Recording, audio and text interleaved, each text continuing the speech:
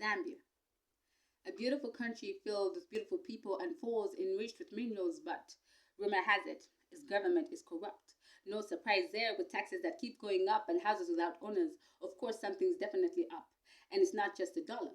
Look at how they don't find it hard to make our livelihoods hard or keep us in the dark for hours of the 4 years of power. They have the power, so of course they can afford water and power. So increasing rates is easy for them to do. After all, it's not like they're deciding for them, they decide for me and you. They run the show. So hey, they are the puppeteers and we're just the puppets down here with them pulling the strings. We're tricked to obey, like how gases trick us when they gas us, not exactly to kill us, but the main goal is to poison us with anger and hatred for one another. They infect us with a virus more deadly than corona, a deadly paranoia whose symptoms is burning people to tires. We help the real perpetrators get away with murder without realizing it as we kill each other in the name of mob justice.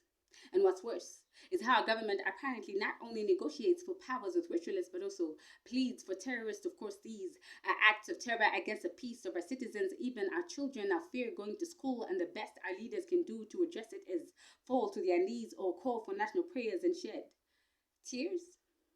Sorry to say this, I too am Christian, so pardon me if what I say next will offend you or come off disrespectful, but as a concerned citizen and non-partisan, by the way, in case you're wondering, but quoting King Solomon, there's a time for everything, so why waste it?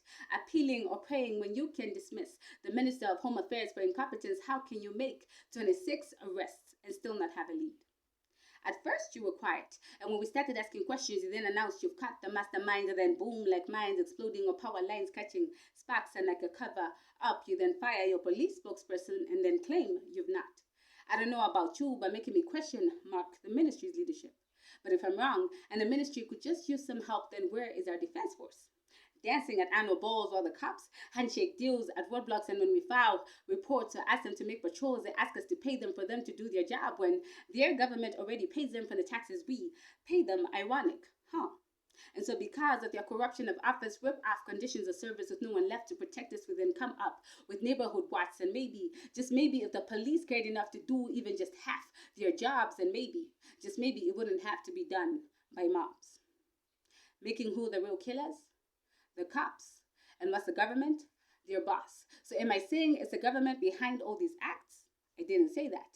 Neither did I say it's not. Besides, I'm not an inspector, journalist, or seer either. Disclaimer, don't get me wrong. Of course, I'm not accusing anyone. I'm no judge, but just a poetic justice prosecutor just innocently reciting a poem about rumors.